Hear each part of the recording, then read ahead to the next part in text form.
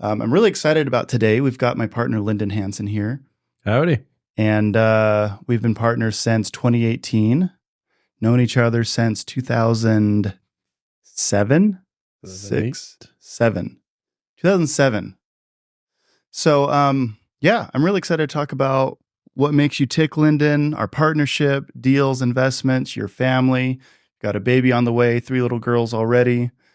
This will be fun. But before we start, why don't you just introduce yourself in your own words, and then I'll introduce you, how I know you, and things we've done together, and we'll go from there. All right. My name's Lyndon Hansen. I live in Albuquerque, New Mexico. Grew up in Fresno, California. Got a wife and 3 kids, like Sam mentioned. Got a little baby boy on the way. So I have 3 girls, and now we're having a boy, so I don't get the title girl dad anymore, which I actually kind of like. You can still be girl dad, but now you have a boy too. I don't know. I liked being girl dad, admittedly. It's like it's your thing. But now I got a boy, so we'll see. That'll be very different. It'll be fun. No, me and my wife, as Sam knows, we like to travel. We like projects. We like getting involved in a lot of different things. Met my wife in Hawaii, and then we got in school in Albuquerque. How much do you want me to go over? That's pretty good. You guys like to travel. You guys travel a lot. I mean, it's like once a month, right? It's kind of your thing. That's as if you can, my wife and I's goal. Even if it's for a weekend, we try and even if it's just family, back to Fresno or St. George. And you guys met at BYU Hawaii, right? She was playing softball. She was playing softball and going to school, and I was going to school, getting my degree in accounting. And so, how'd you get to Albuquerque, Vegas? How'd you get to Albuquerque? Because that's kind of a random spot. And, we owned a property in Albuquerque together, which was not our favorite. It performed fantastic, but why Albuquerque? Albuquerque. So while we were in Hawaii, my wife was working to go to school. She wanted to get in medical school, but she eventually decided on PA school. There's a school in San Francisco and a school in Albuquerque. Albuquerque started first, and that's how we chose Albuquerque, and it absolutely sucked when we moved there. Why did it suck? Oh, let's see. I had a degree in accounting. I couldn't find a job. So, I moved there. Ashley had You had your master's in corporate accounting, right? Bachelor's, by the way. Bachelor's, okay. Corporate accounting and finance.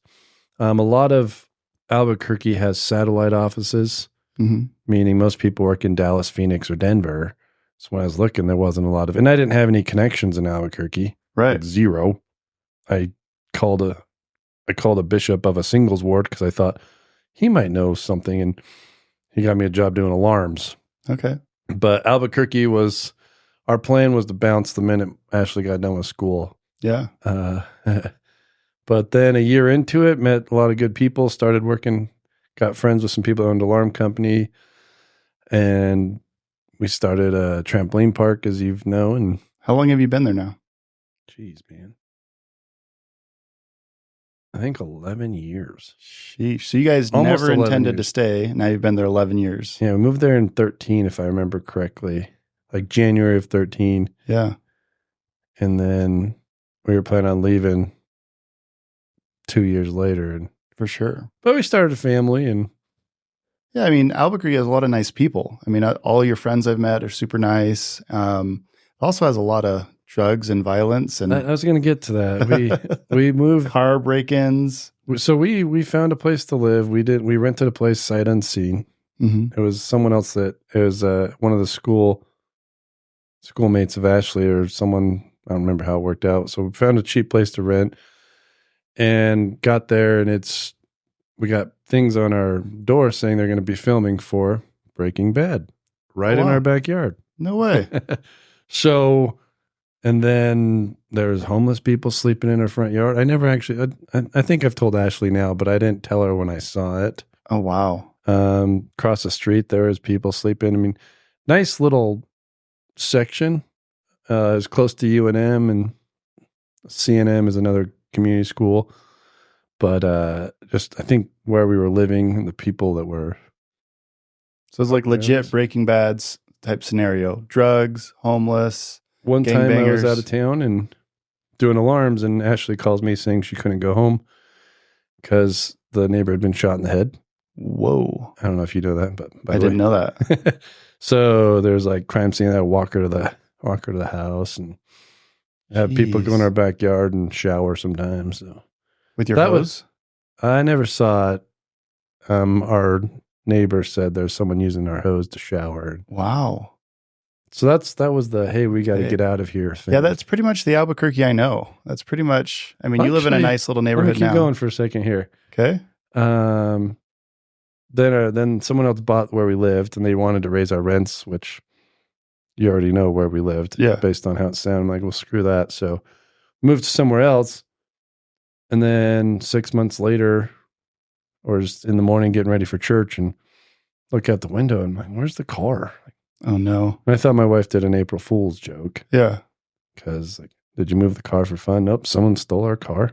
Jeez. But by then we had already planned. We were actually a month away from opening the trampoline park at that point, and Ashley had a job, so we weren't trying to move, but it was still that same area of town. So Well, and actually, Ashley gets paid pretty well for her profession, pretty high paying job compared to other parts of the country, right? mm-hmm.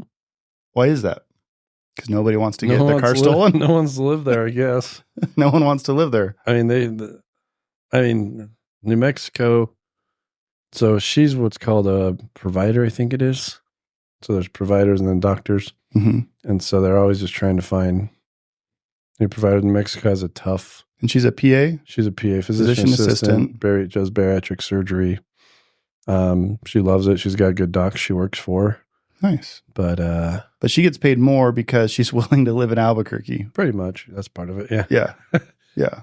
It's hard to convince people you go to move other there. places like Utah, there's actually a pay cut. How big of a pay cut? I don't know. Probably, But you don't get your car stolen. 20 or 30%. Okay. Yeah, I've never had someone shot in the head or never had my car stolen. I had my car broken into in Orem. Betty Jo got her car stolen. I don't know if you knew that. Out of her driveway in Centerville. I don't know if I did know that, actually. Yeah, right out of her driveway a year and a half ago. But I mean, it happens everywhere. But Albuquerque specifically, we've talked a lot of bad. There's a lot of good people, like I said. But our apartment complex, I mean, literally, we would watch people shoot up. We'd watch people on drugs, dumpster diving. We were there for an inspection, and we see these guys working on a car. We come back a few minutes later, and it's completely stripped, broad daylight, and they're like, we have them on video stripping a truck. We got to get a picture. I think I have put it on here. Yeah, I have it. I forgot about it. We literally didn't know. Oh, that's nice. These guys are helping their buddy work on his truck. And we come back and it's completely stripped on cinder blocks. I've never seen that before. I mean, broad daylight. And it was fast. Really fast. It's like a pit crew for NASCAR there. Yeah. I mean, ridiculous. It couldn't have been more than 10 minutes. You know, my favorite one that I was just mind blown, absolutely mind blown, is me and Eric and you were sitting there across from a gas station, and we see these guys just shooting up. It's like 100 degrees out, pretty warm day. Or maybe it was just me and Eric. I think we had already dropped you off or something. I wouldn't put it past it, though. But. Well, they're shooting up, and we're like, whoa, can't believe they're doing like heroin broad daylight. And we see cops roll up. We're like, oh, damn, about to get arrested. Cop jumps out, hands him a water bottle, hands the other guy a water bottle, hands the other homeless druggies water bottles, jumps back in his truck and leaves. Really? So we asked someone, we're like, what just happened? Like, they're shooting up at a gas station, and literally, what we found out is that it's a huge burden on the healthcare system and the police force to arrest these people. Yeah. And also, if they overdose and get dehydrated and need an ambulance, it's a huge cost. So what they found out in Albuquerque is, instead of fight drugs, they'll just hand out water bottles so they don't get dehydrated while they're shooting up. Interesting. They don't arrest them. They don't fight the drug problem. They just want to make sure they're hydrated so they can enjoy their high and being a druggie and not burden the ambulance system or the police force. By the way, there's an 8-year gap between some of the stories I've told you and what Sam's saying. So, yeah, that was 2 years ago. That's interesting. I didn't know that. Okay, so you guys have been in Albuquerque because Well, you landed there for school. You built a friend Ashley, group. well, yeah, Ashley got a good job. Great job. She didn't have her job. We were doing the trampoline park. You built your trampoline. Well, tell us about the trampoline park, because that's a really interesting business idea, and there's a lot of them popping up all over the place. But how'd you get started in that, and how did it go? Great question. So a couple of people we knew opened one in Albuquerque. So we were kind of trying to work with them. They had some different funding, so they went and actually blew up really big, did really well. So me and some friends with the alarm company I worked, but we all lived in a nicer part of town. We moved to the west side. Well, sorry, we hadn't lived there yet. They lived over there. Mhm. We were still living in the car theft area, but we, a year in advance, we found a place to lease it, get it going, order the tramps, all that stuff. Mhm. And then I think we were trying to open in August. So we already knew we were doing that. So by then, Ashley was doing rotations. So she was starting to look for a job. Like, hey, we're going to put Rotations a little bit is out of school. She's Oh, sorry. Rotations is every 6 weeks they go do a different profession. And by the way, emergency room or ER Mhm. is literally people that are overdosing. That's all it By is the in way. Albuquerque. And you're treating. I mean, there's depending on the location, but a lot Sure. of walk-ins Oh yeah, I'm sure. sitting there ODing. But anyways, we don't need to go. I mean, bad. Provo has the same thing. Huge amount of overdoses. Yeah. So that's what kept us in Albuquerque was the trampoline park. Then my wife found a job. So we hadn't opened yet, and kind of more about the trampoline park. So I had been doing alarms. I ran a sales team. I ran a tech team and working for Vivint, Apex, and then the 4 other ones. Whoever was needing work, I just go and Nice. do it because we were planning on moving for the first part. So Yeah. I'd worked for a lot of different companies, just whoever needed help. And I was the one that could operate the store. So we hired people For the trampoline park. I became the operator. Got it. And I worked at trampoline park, but I was like a glorified lifeguard when I worked it. That's Yeah. anybody that works is like a lifeguard, unless you're talking to people. Yeah. So I didn't know how to do half the stuff when we first opened it. Right. I mean, you learn it, but I had an idea. So setting up the software, you were setting up some software internally here, and Yeah. you got to add every little thing. Oh, first day we opened. So there's a lot more to the opening. This lady walks in because like kids 2 and under jump for free. Yeah. And we didn't know what to do because he was 2 and she wasn't wanting to like jump. And I'm like, you didn't have to pay anything. Go. Because she wasn't jumping. Yeah. So we just let the first customer in for free. Oh wow. I'm like, that doesn't work. We got kids jump free with a paid with a paid admission. But you learn, right? Yeah. And it wasn't the end of the world letting someone jump for free. And actually, crazy story. When we opened the trampoline park, the movie theater's below us where we're located. Mm-hmm. And so the foundation's like 4 inches or 8 inches.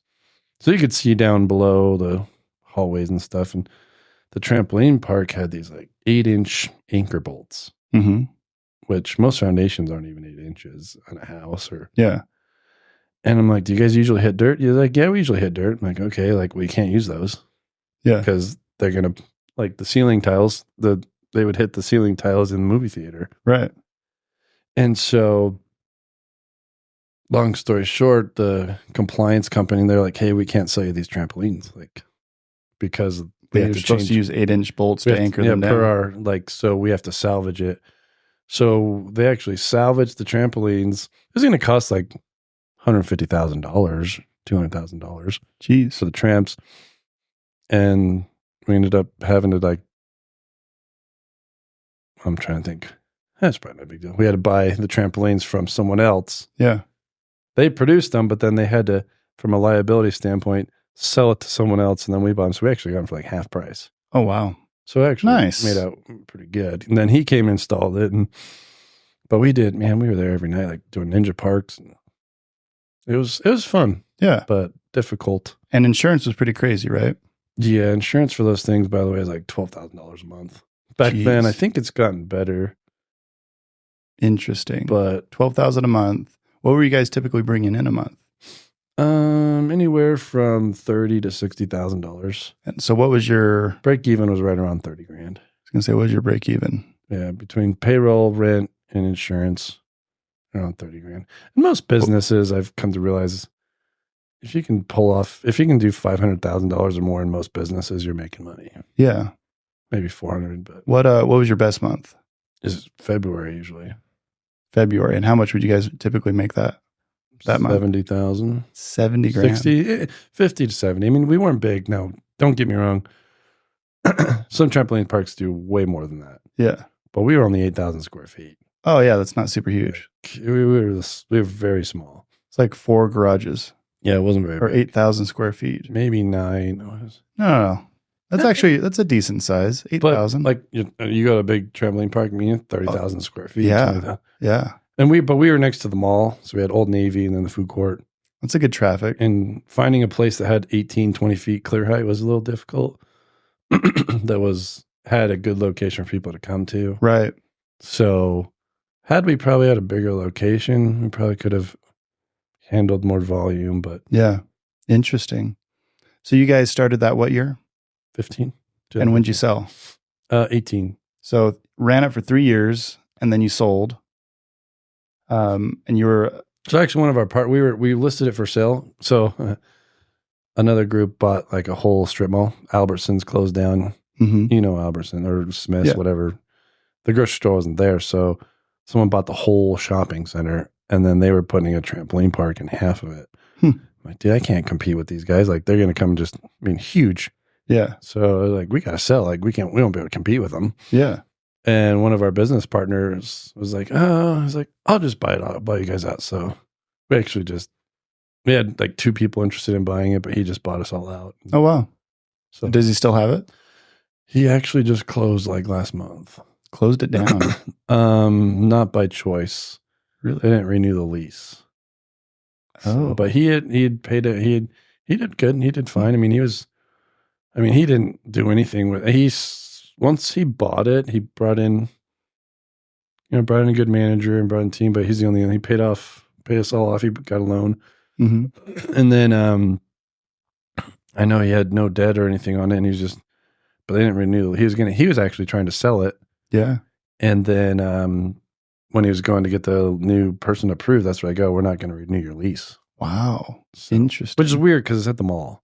Yeah. And They're not like, they're kind of struggling to fill spaces at in most malls. malls. But in Albuquerque, there's been a vacant space. Sears has been vacant for like 3 years. Mhm. But now keep in mind, malls don't always have the same owner. The end caps are sometimes owned by different Right. landlords. And so there's Sports Authority, by the way. So we also picked the space because Sports Authority opened like 2 months after we were there, by the way. This is when Sports nice. Authority existed. Nice. So they were coming in. We're like, sweet, Sports Authority. We were sharing the parking lot with Sports Authority. That was a sales pitch. Yeah. But then they closed like a year later. Jeez. Well, and then That's COVID been happened. vacant. Do you know how the guy that bought you guys out did during COVID? I don't think he opened. I think he stayed closed for like New Mexico. It's pretty strict. I don't think it might have been a year before he could open up. New Mexico was Yeah, that was tough. just like California and New York and Jersey. Did Ashley enjoy like you being part of the trampoline business? Was it a big time commitment or was it pretty easy going? I was there open to close every day for the first 2 weeks. I mean, I wouldn't leave Yeah. because we had 17, 18-year-olds, 16-year-olds. We had to add, mid thing, I was adding stuff for people to buy in the software because like, we don't have this transaction. It was times. Yeah, so you had to be get there. people out, and it was busy. Like, actually, it wasn't too bad. Sorry, because we couldn't open till like September, Mm-hmm. which was always our worst month, by the way, every year. Really? September and October were even though it was our first, we were opening, like, luckily we didn't have to pay rent for the first 6 months. So we were open, we had to pay rent. I mean, that first rent check was like, was brutal. Yeah, not fun. Signing on, that was my first. So it was me and like 2 other guys. I think all of us signed on the lease. It was like $1.5 million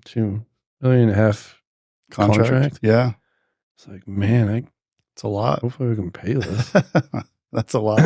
So you guys sold, then you bought, what did you buy with that money, or what did you transition to? You bought a townhome. So let's back up a little bit for y'all on here. Sam and I met each other 2007, 8. Then we didn't really, I mean, I moved away, he moved away. I don't know. Oh, he got married actually. Yeah.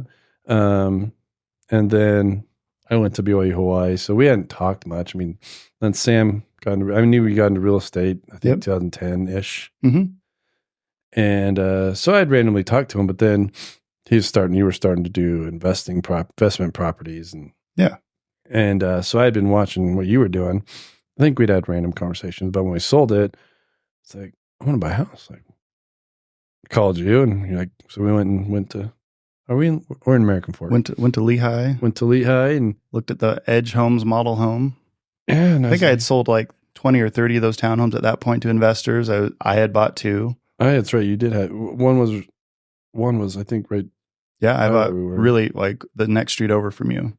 And then my wife makes fun of me, but so we bought our first rental house. Like, yeah. And it was brand new, so it was a nicer house than the one we lived in. 2,200 square feet, granite countertops, like really nice. I think we upgraded property. The floors.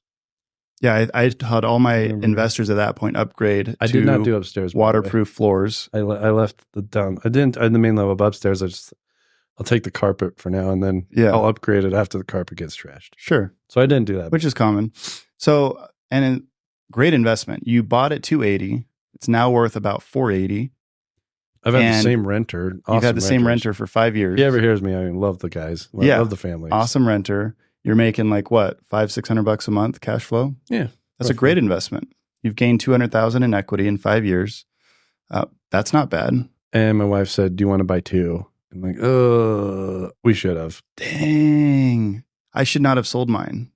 I took that money and invested in the deals that we have now together, but I wish I would have found other money to invest in those deals because I wish we would have bought 2, but it's easy to look back. Yeah. That's always easy to look back. I bought one at 230, 228, 228. And I was like a little nervous if it was gonna pencil. Back then I was like, man, $1,650 a month for rent. By the time we closed That's on where them, I started rent, I think. Yeah, they were already at $1,800. Now they're like $2,200, $2,300, $2,400, depending on the size and floor plan. But yeah, really great investment. Silicon Slopes, Lehigh, Utah, thousands upon thousands of new jobs. Remember when you came out, you bought that and it worked out really well. And that was about the same time I was getting ready to leave the Fourplex investment group, wanted to start my own thing. I was looking at a Fourplex, but that was a little bit more. Yeah, those were in the 800 range. Yeah. And I should have. Way better builder with Edge Homes. Way better builder. 100% agree. I remember going better location. So like Grace saying, great investor. She sold her fig stuff and bought 3 townhomes with me. She's very happy with those. Fourplex we walked through? Uh-huh. Oh, that was rough. It was rough. Brand new rough building. That was fascinating. There's some builders that have... It looked like an ocean floor. Remember that? Yeah, I do. Every walkthrough, I was embarrassed. Yeah. Like, this is a brand new house. But yeah, Edge Homes does a really good job with quality. And then they build it in a great location. And the reason I love the townhome is you have 2 pools, 2 clubhouses, parks, all of the exterior maintenance is taken care of. Landscaping's taken care of. Insurance is cheaper too. Insurance is like $20 a month. No.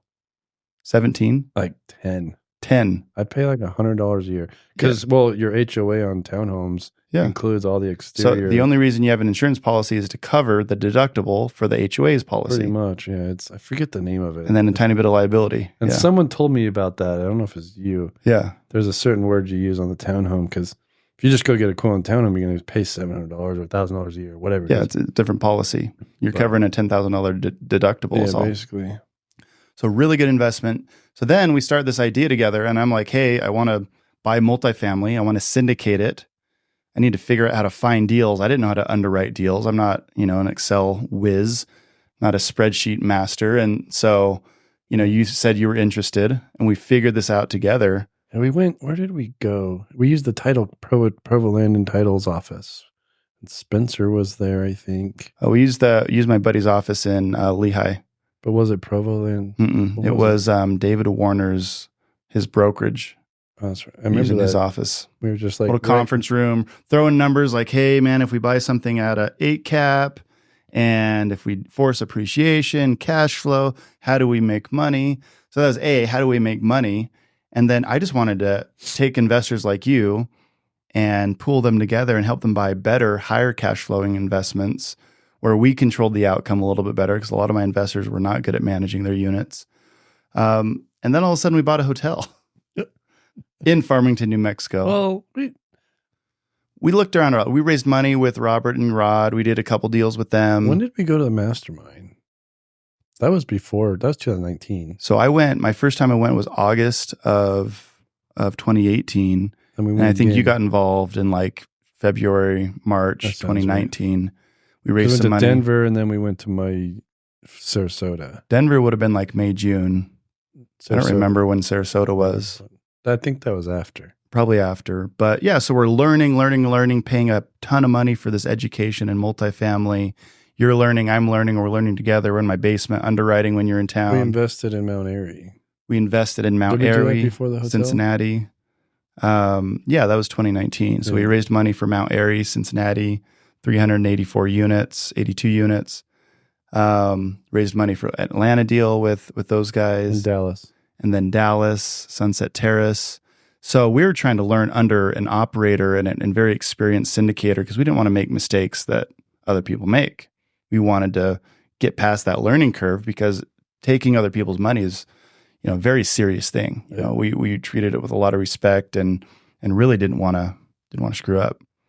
And then after we'd raised money for a few deals, we'd shadow Rod and Robert. Robert's super smart. Rod's really great at marketing, super smart as well. Great people. All of a sudden, we're looking at deals, hundreds of deals, and just not really sure. Dude, we spent It's hard to pull hours, the trigger. Bro, hundreds of hours. And we could have done the 5-minute thing. We were like, why didn't we just do the 5-minute But thing? Remember we had that? to, the whole. Because we'd go this, and then we're like, well, let's figure out how to make it work. Yeah. They're like, well, why didn't we just do this in the first place? Well, we had to figure out how to underwrite. We had to Yeah. get familiar with it, right? Like, and so it's the whole 10,000 hours thing. Like, to become very good at something, you have to go through it a lot. And so we were trying to do that as well. And then this hotel came across our desk in Farmington, New Mexico.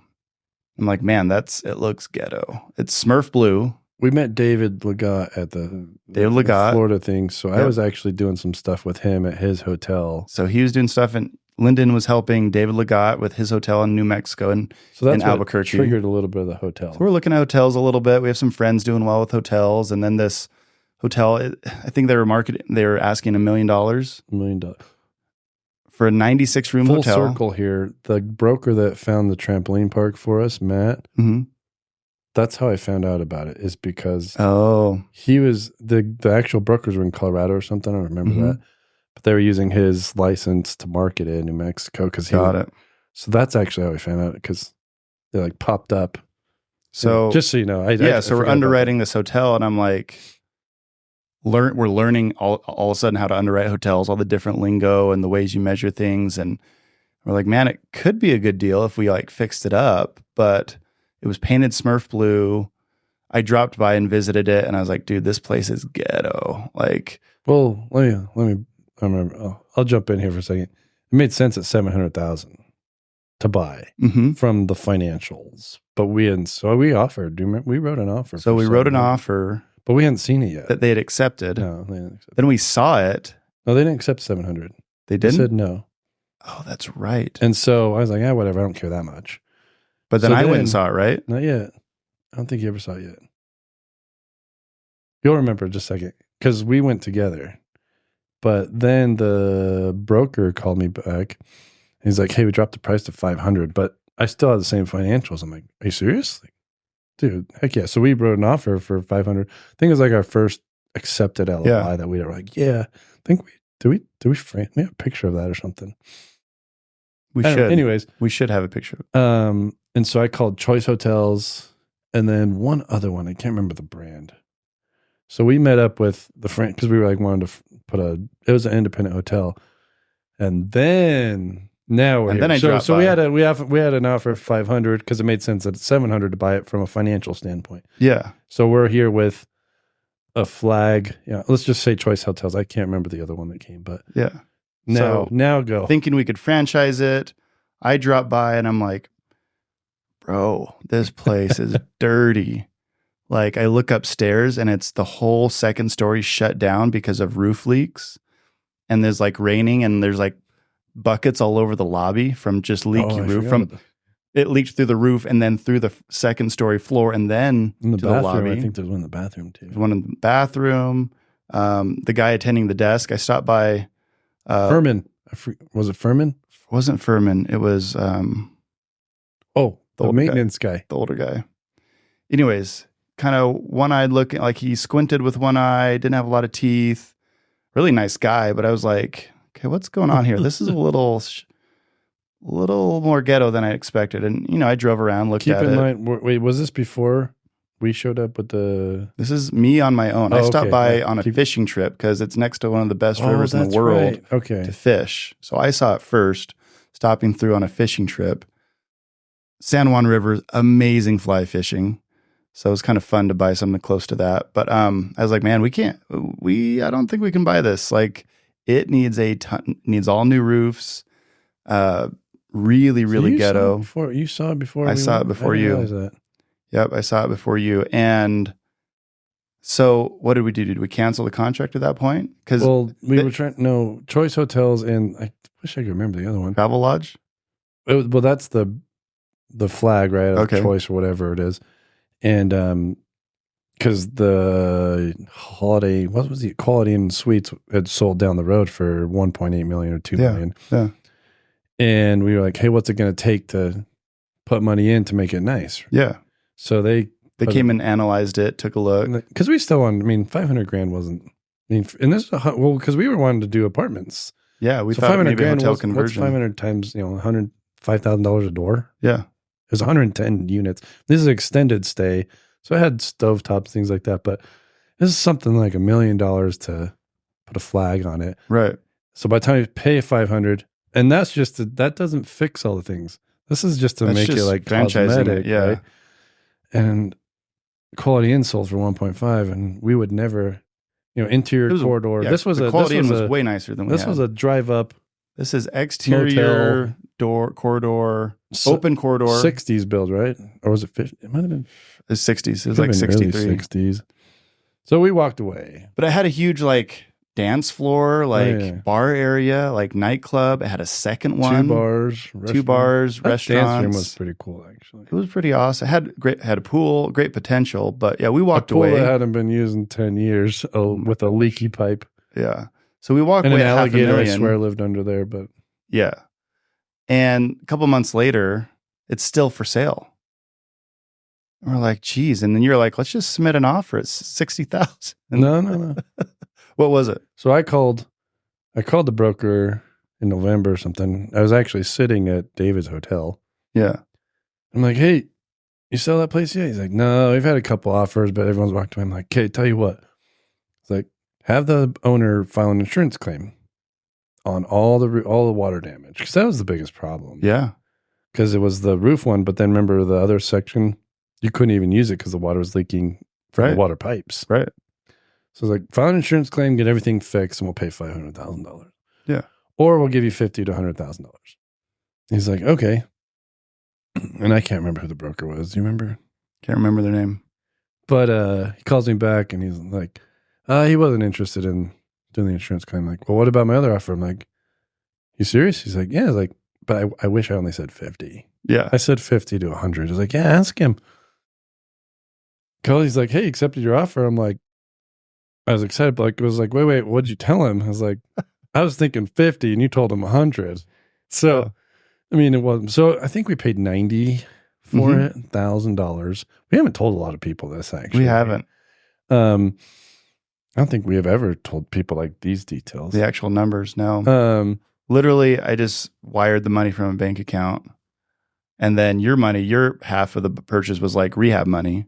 I can't remember. Yeah. I think we balanced. I think you wired 20 and I wired 70 or something at the time. Very big. It was just, all right, now, I guess we own a hotel now. 110 units for $1,000 a door.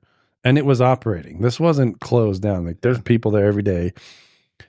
And What was the other crazy part? Oh, we bought it, put it under contract. Something weird happened.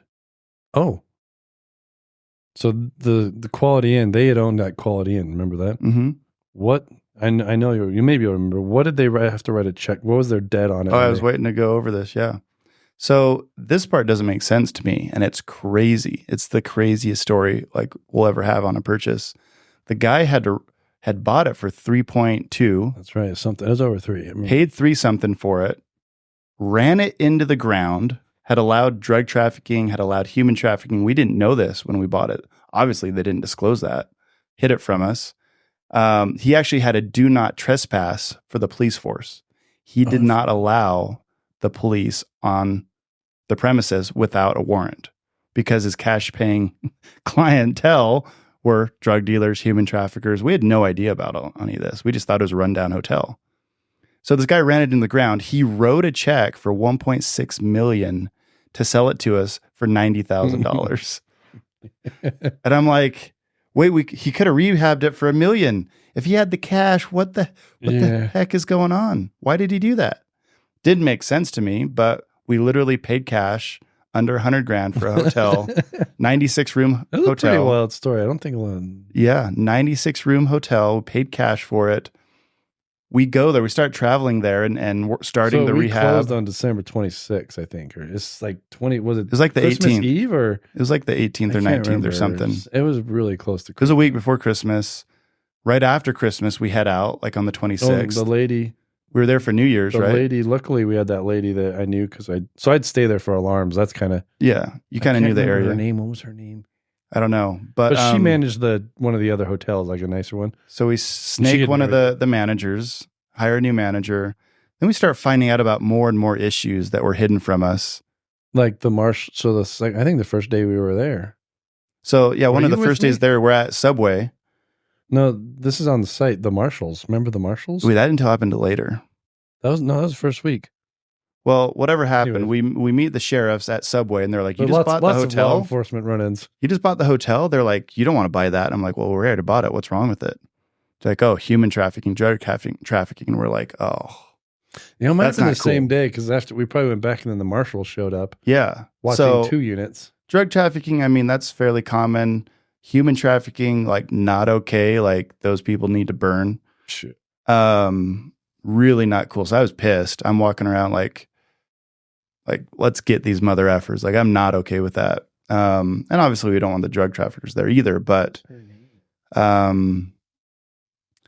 so then we talked to the U.S. Marshals, and they're watching units because of human trafficking. And long story short, the next time you're there, there's like you help the U.S. Marshals do a joint sting Yeah, we got pictures with of that. I sheriffs, sent you the local picture. police, and they come in and they take out a whole human trafficking ring from our hotel. And it was crazy because you'd see these shady characters drive in, and like it was a lot of them were pretty easy to spot. Like, and so we're trying to figure out how do we get these people to not show up anymore. These human traffickers, drug traffickers, car thieves. And so we start meeting with the city about it, the police force, and we're like, hey, like, can we set up a mini police station? Substation, yeah. Thought about setting up a substation with the refreshments and just a place for officers to relax during their break, do paperwork. They didn't really want that. And we said, okay, well, how about we just buy the officers lunch and dinner and they eat it in our parking lot? And so you and I start paying for lunch and dinner every day for these officers. And literally all we wanted them to do was sit in their car Just be a presence. and eat their Costa Vida or their hamburger. And so you'd see these shady characters drive in and then be like, oh shit. They turn around and drive back out. That's exactly what we wanted. And then you start scrubbing our guest list against warrants with the local police send it to every night. Because they weren't residents. I mean, so there was no law against Yeah. it. And then I call one of the I captains. forgot about that, actually. Yeah. I call one of the captains of the police force. I'm like, stop kicking my doors in. They're so expensive to fix.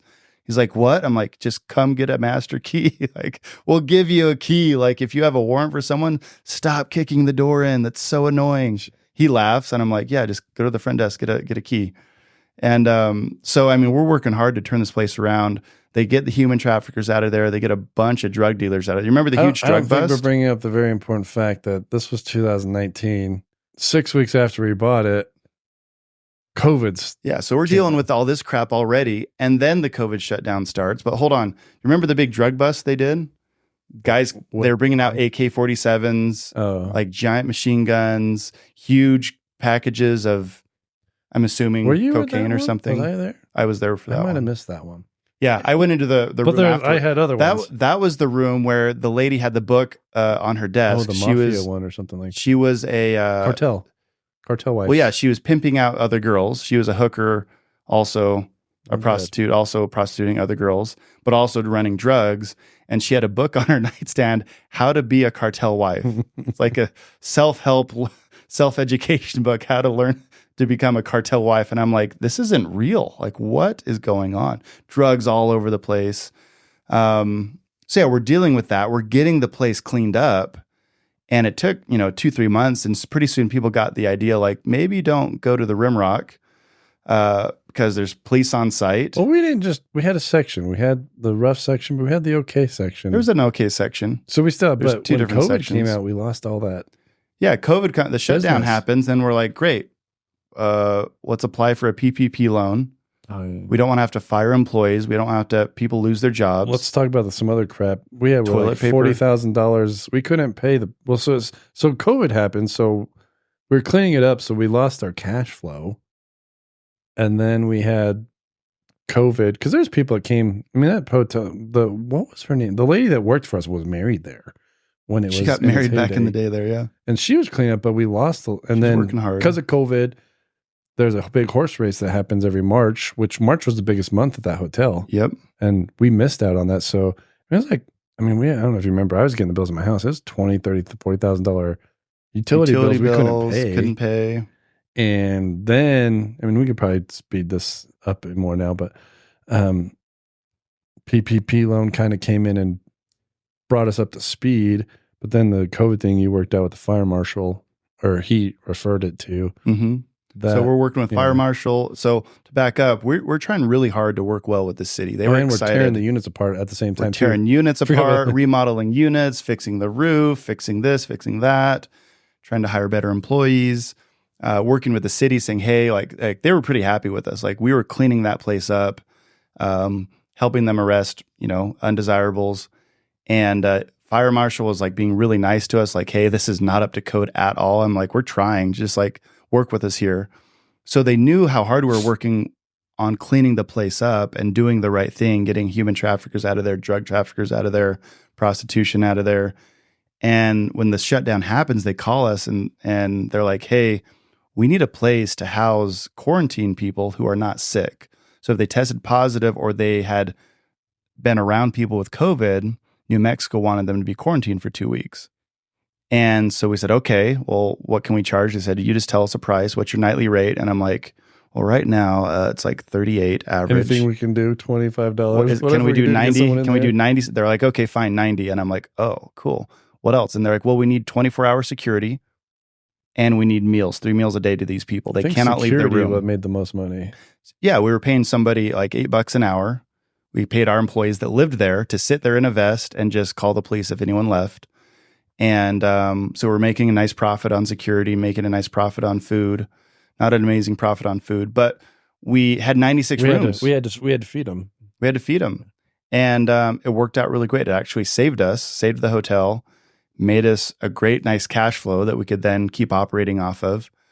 And one of those times when you're doing the right thing and you're immediately rewarded for it. Like that's pretty rare in life. And so we didn't tell this earlier on the podcast, but we didn't let our investors come in on this deal with us. A few of them were pissed.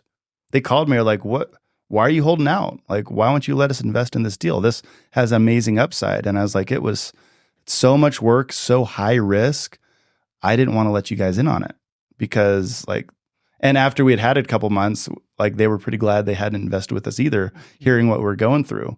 Ashley was not loving it. No. We were not loving it. A hotel's 24 hours, right? Yeah, just having someone on staff 24 hours a day was so difficult. Then she left. And then our manager left. We hired a new guy. He left. Who locked the doors half the time, wasn't around half the time. Anyway, so the cool thing was we made it through COVID.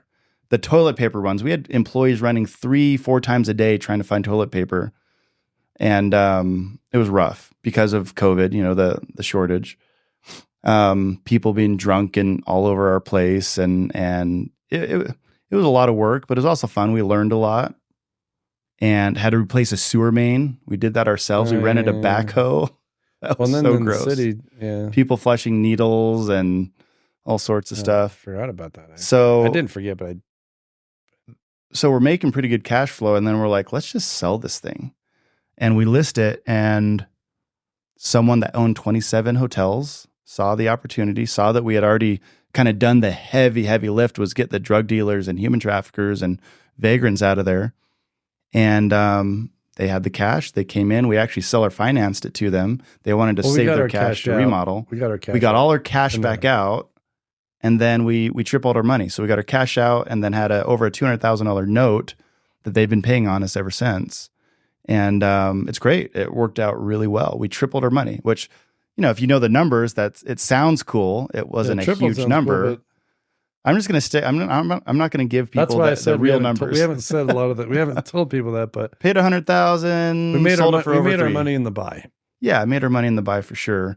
And if we had spent the money to remodel it, it probably would have been a great hotel because I've driven by. Lodge. It's now a travel lodge. It's now a travel lodge. Yeah, I've driven by multiple times because I love to go fish on the San Juan River, and a lot of memories. It's not blue anymore. They painted taupe. It's not Smurf blue. The guy who painted it Smurf blue, he's like, I just wanted it to stand out. It was the sun. It was yeah. And I'm like, well, it stands out, not in the best way though. Yeah. So tripled our money with the hotel. Did not do a 1031 exchange, which is kind of a big topic for a lot of our investors. We knew that we'd have enough write-offs with the next couple deals that we were buying. And the next few deals, we bought 30 units in Albuquerque, $30,000 a door. Just sold those a couple years later. That's a good deal too. It's a great deal. Sold those a couple of years later. Our investors averaged 20% per year returns, cash flow and equity combined, which not including tax write-offs. So that's more than 20% on their money. That's awesome. Pain in the butt to manage, but great deal. And then we also bought 126 doors in Dallas. 100 and what's that? Cleveland was first, December 18th. December 18th. So Cleveland, we bought 102 doors, 104 doors. 108, I think.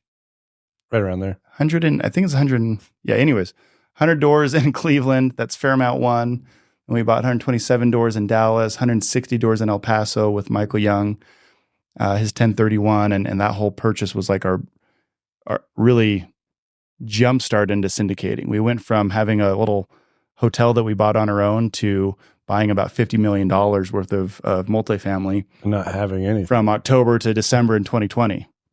And that's that's aside from the other couple deals we syndicated with Robert. So yeah, that created a whole new set of problems and learning curves. And now we're sitting at a couple thousand doors. We actively manage about 1,000 doors right now. And the other 1,000 is through other partners. And obviously I think we'll probably do another episode related to business, but I think it just came to my mind. One really good thing that came about us is, I think, boundaries. Mm-hmm. Because some of our investors, relationships, things like that is, you're very good at establishing, hey, like this is my time. Mm-hmm. Sundays are my family time. Like mm-hmm. that's you. Like, yeah. But even like with Michael or anyone, like, hey, like, can we wait till tomorrow? Like, because like for me, oh shoot, like this guy just invested $12 million with us. Like, you're gonna jump, yeah. Whatever it takes to like keep you happy, but having boundaries because I know he appreciates it, mm-hmm. And we appreciate it because it's managing expectations, and and it goes also in the home front. Switching back to like the family, right? Like making sure you have boundaries with your family, but also with people you work with, and that's probably one of the biggest takeaways because when in January, February, March, like that sucked. I mean, even the whole first 2 years of owning those deals, it was a heavy lift. I didn't say it sucked, but yeah, I mean, it did at some points. We were going crazy, like and you Dallas, had a lot of stuff going Cleveland. on too, but yeah, Dallas, Cleveland, El Paso, and remodeling Albuquerque as well all at the same time. Boundaries and really being present with whatever you're doing, I think, is a really big takeaway. And I think a lot of people fail at that, and they try to be multitaskers. And I think that's one of the things that drives me nuts the most with some people is like I'll be hanging out with someone and they're on their phone, they're not really paying attention. Like to a friend, it's like, okay, if you need to take care of a client, go take care of your client and then come back and hang out. Like step in the other room. With my kids, I don't know if your kids do this, but they call me out. Dad, get off your phone. They do that. It's like, okay, give me a minute. I'm going to go take care of this. But what they really drives them nuts is if you're trying to be present with them, like at the park or I'm hanging out with them fishing and I'm on my phone doing a deal or talking with someone, that drives them nuts. They want you there present with them. Even just eye contact. Like, hey, Dad, watch me do my cartwheel. Exactly. So that's a big takeaway. I know you and I have both tried to work on is be present with a really good schedule or step away and take care of clients and tasks. And then with your family, be present as well and put the phone away. Yeah. And it's okay to step us back and forth. What's not okay is trying to do both at the same time, kids while you're supposed to be meeting with clients or clients are supposed to be with kids. That just doesn't work. So that's been a good learning curve. Here's something I can't remember. I think it was Jeremy. Did he ever talk to you about daddy playtime? Did he say that to you? That's been a cool one, actually. Because we've had different people working with us and working together because we can talk about our deals and that's fun. But some of the things I think just applying personally, dedicated playtime, like, hey, I'm going to be on a phone call for a half an hour or I'm going to be over here, mom, go, whatever it is, then we'll have daddy playtime. So then it's like, oh, hey, I've got something to look forward to. Yeah. I've got this, then you've got my full attention, right? Yeah. I tell my kids, I'm like, all right, I got to work for the next 2 hours. What are we going to do? What do you guys want to do with me at 5 when I'm done working? Should we go on a bike ride? Well, I just want to play on the tablet. Nope. We're going to do something fun. And then, they have something to look forward to. And then they understand, like, no, you can't bother me. But when I'm done, I won't be working. Then I'll be with you guys as well. Yeah. Like boundaries with investors, work, family, like it's it's kind of also just and then boundaries is one word, but even managing expectations, setting a schedule, again, being present was one of my big takeaways. So let's fast forward. Now we've had a few deals go really well, a few deals that are struggling. Almost everyone in the market has a struggling deal right now. Everyone in multifamily investor has deals that are maybe not doing as well as they'd like to. I see us, in the next couple of years growing a ton because we have so much experience. But let's go back to the family side. You guys have a baby boy on the way, which is awesome. You guys have been in Albuquerque for 11 years. And now you're thinking of moving to St. George or somewhere in Utah. Mm-hmm. So, what gets you and Ashley excited about life? Obviously, kids are like 99% of your life. Because how old's your oldest? 8, 7? She turns 7 in May. And then you have a 5, 3. Turns 5. So right now there's 6, 4. Gosh, I've lost track. 6, 4, and we'll just round up 6, 7, 5, and 2 is 7, 5, and 2. This year is what the ages will be. 7, 5, and 2 with one on the way. So that's a lot of your time. You really enjoy being a dad and taking care of the girls. Mm-hmm, I do. Tell me a little bit about that. Like why? Like it's a daily thing for you, and you really enjoy it. You're a work from home dad, which is I love that. I do that as well.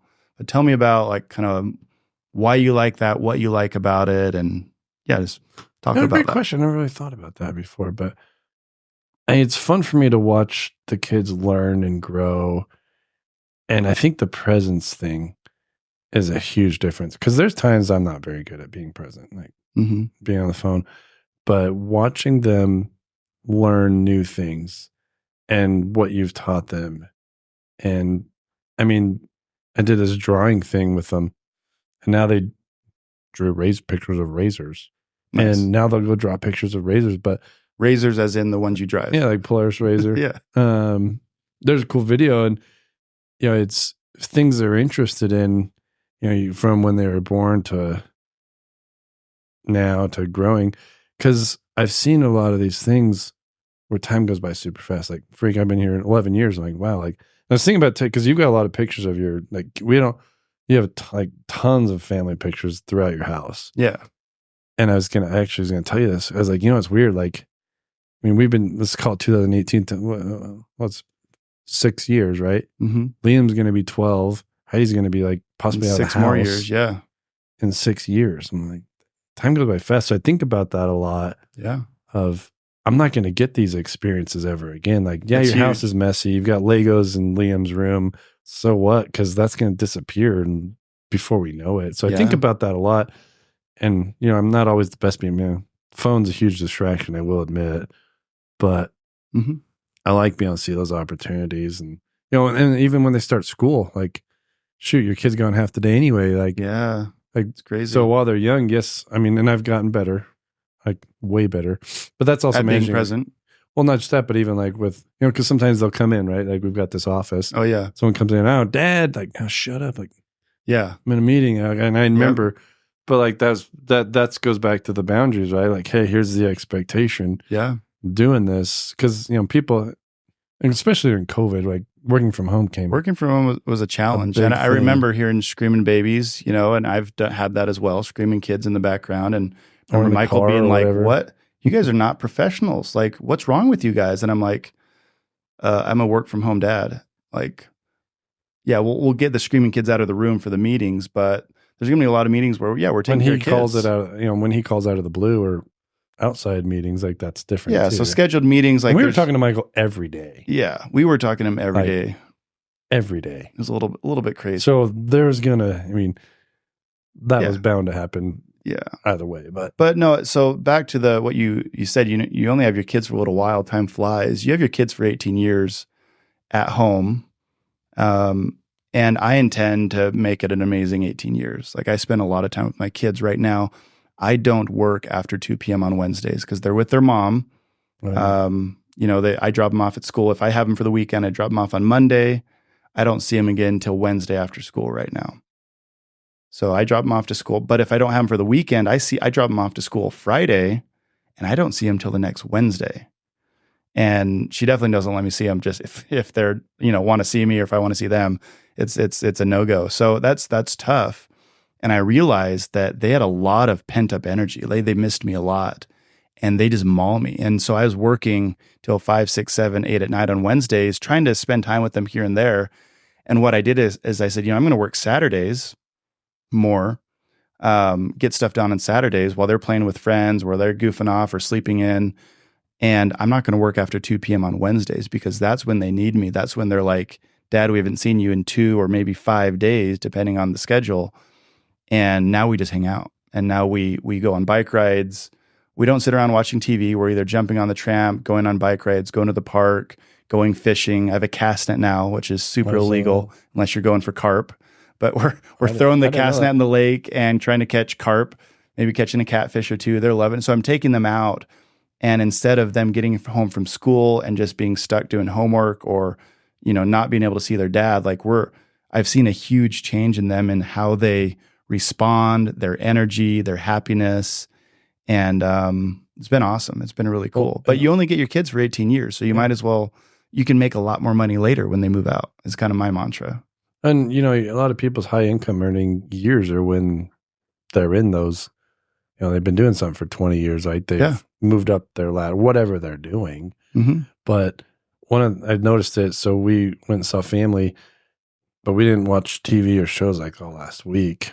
And our kids came home and they played all day. They didn't once ask to watch the TV. They played Airplane, they played House. Oh, dude. And it's cool. This is just this last weekend. Like, not asking to watch a show, not asking to watch TV. Not against TV. Like, it's like, hey, like, let's watch a show for 5 minutes. It settles them down. Like, I'm not against it, but But there's parents that let their kids watch tablets and video games and TV all day. Tablets are just for travel. That's established as a boundary. Right? Yeah. But you only get your kids for a while. And so I try to spend a lot of quality time with them. We don't really go out on the weekends or hang out with friends as adults, me and Betty. If we have our kids that weekend, it's kids only. But you can be present for 18 years, and then you've got another, how old will I be when Liam's 18? So it's another 12 years. So I'll be 50.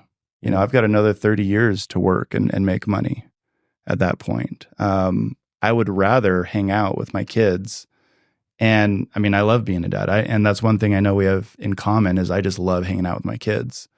And I'll take them on appointments. I'll take them on appointments. They've been to multifamily project with me. They've been to the fourplexes we built in Boise with me. They go on real estate appointments with me. So I'll have Heidi with a notebook and I'll say, all right, Heidi, go ahead and write down why they should buy this house. And my clients are laughing and Heidi's like taking notes, like, I really like the sink and I really like the carpet. And, I love I would have this bedroom for my bedroom if I was moving in. So, you can also teach your kids a lot as well. Grant Cardone has the same mantra. He's like, I'm hanging out with my kids. And he actually takes them to all his seminars. He's like, I'm giving them an education that's so different and so immersive and way different than what they're going to get in school or way different than what they're going to get on YouTube or hanging out with friends. The other thing too, like you go to school for 8 hours or whatever it is a day. You're 2 hours a day, from if they get home at 3 and then it's 5 dinner time, then they get ready for bed. I mean, just got they're a few getting hours. influenced by someone else all day long. So yep, their friends and their teachers. So I'd rather influence them. So yeah, I think that's really important. I know that's really important to you, and I think we enjoy it for the same reason. We just want to be with our kids. Yeah, and it's a lot of fun. You want to bring them up the right way and teach them. 20, 30, 40 years ago, I think that didn't exist with not a lot. The father figure as easily because there's not a lot of that's changed. I think that's shifted in the last. It has shifted with the ability to work from home, with flexible schedules, with parenting changes, divorce.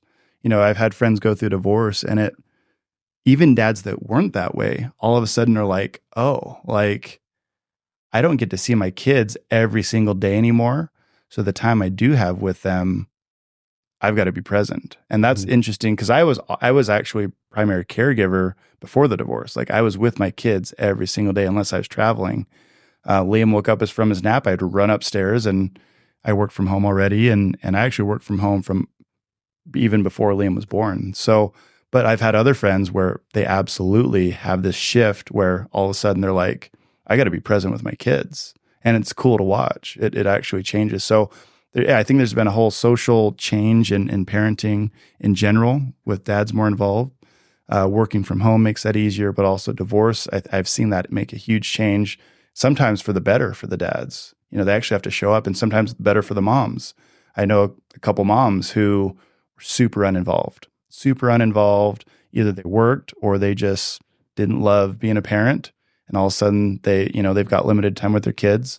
Maybe they share 50-50 custody, and all of a sudden they're being a little bit more present. So whatever it is, I'm a big fan of being present with your kids, teaching them, holding them accountable. We're having our kids do chores and learning how to cook dinner. Yeah, that's and kids are more capable than I think a lot of people get. Yeah, talk to them like adults. They're way capable. Like Roxy's cooking cookies by herself, and she's 6.